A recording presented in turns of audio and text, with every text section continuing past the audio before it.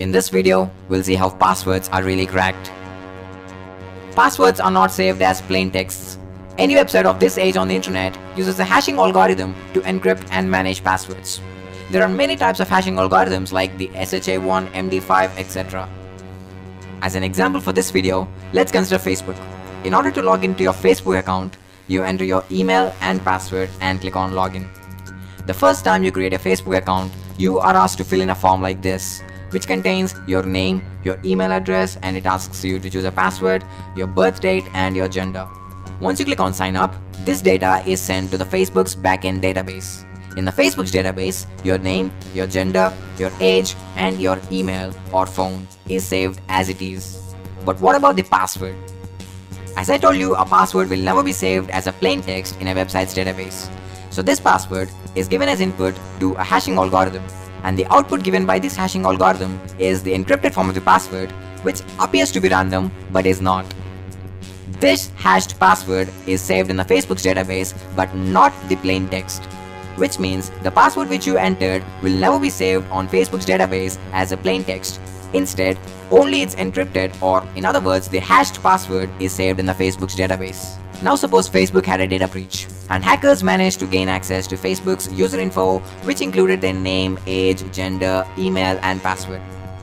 Though hackers have this information, they will not be able to log into any specific user account because the password is encrypted. If the hacker tries to log into any specific user account with the hashed password, he will not be provided access. He only needs to enter the password, which is in the plain text form. So what do the hacker do now? Intuitively, the only possible way is to reverse the hash into its plain text form. But this is highly impossible because a hash is a one-way function, and the plain text form of a hash cannot be obtained from the hash itself. That is how hashing algorithms are designed. So what now? This is when the strength of the password comes into the play. If you are using a common password like test123456, which I used earlier to sign up for Facebook, then the hacker will easily able to know the plain text form of your password from the hash string. There is something known as rainbow tables. These rainbow tables contain the password hashes of numerous commonly used passwords along with their plain text forms. So the hacker will be able to do a simple search with the password hash that he has, and if the password hash exists in the rainbow table, that means that the password is successfully cracked and we now have the password in a plain text form. Remember that rainbow tables contain the password hashes of only the passwords which are commonly used. As a reference, you can try it yourself at crackstation.net. But what if the password is not a commonly used password? In that case, rainbow tables are of no use. So there comes dictionary attack and brute force attack. Both are quite similar. In dictionary attack, you have a word list. A word list is nothing but a huge text file with loads of passwords. In this attack, the hacker writes a code which compares the password hash to be cracked with the password hash of each and every password that exists in the word list file. If any hashes match, then it means that the cracking is successful and we now have the plain text of the hashed password. Now this attack can be target specific as well, which means you can actually create your own word list targeting a specific individual, provided that you know some basic details about him and assuming that he used his basic details to frame his password. This attack can be a success or a failure based on the quality of the word list that you are using. In a brute force attack, each and every combination of letters, symbols, and numbers are converted into their hash forms and are then compared with the password hash which is to be cracked. In other words, you're literally taking every possible password that can exist, convert it into its hash, and check if the hashes match. So yes, it literally takes forever to crack a strong password using this method.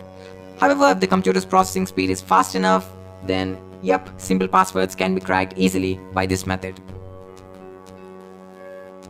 A new technique called salting is introduced by security analysts to give hackers a hard time in cracking passwords.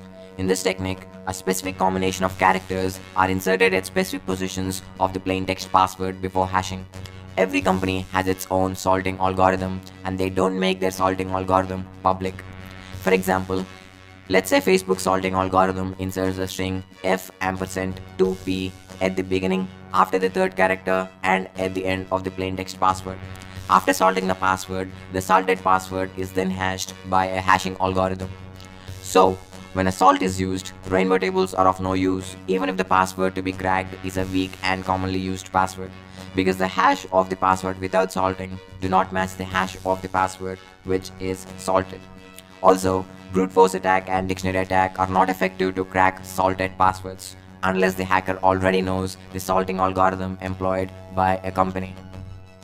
So that is it for this video. Thanks for watching. Leave a like if you liked this video, and also don't forget to subscribe for more awesome videos. Comment down below if you have any doubts regarding this video.